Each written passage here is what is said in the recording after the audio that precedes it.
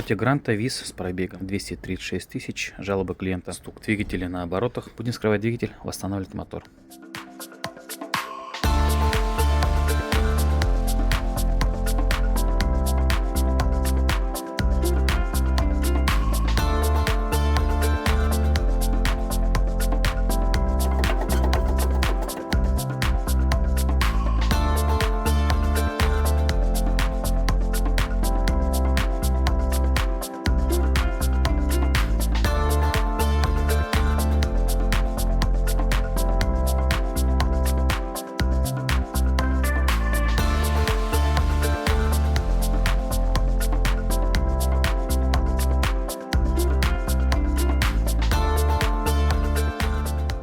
Так, двигатель разобран. Начнем с того, что двигатель когда-то был капитальным. Блок у нас задран, сильная выработка. Климвал коренные 0,25, шатунный стандарт. Вот и причина стука. Это рассыпанный палец. Звук, кстати, очень похож на провернутый вкладыш. Почему это произошло? Предположительно, использовали некачественные запчасти. В моей практике это первый раз. Конечно, будем перестраховываться, менять и шатуны, пальцы поршневые полностью. Это у нас поршень 4-го цилиндра.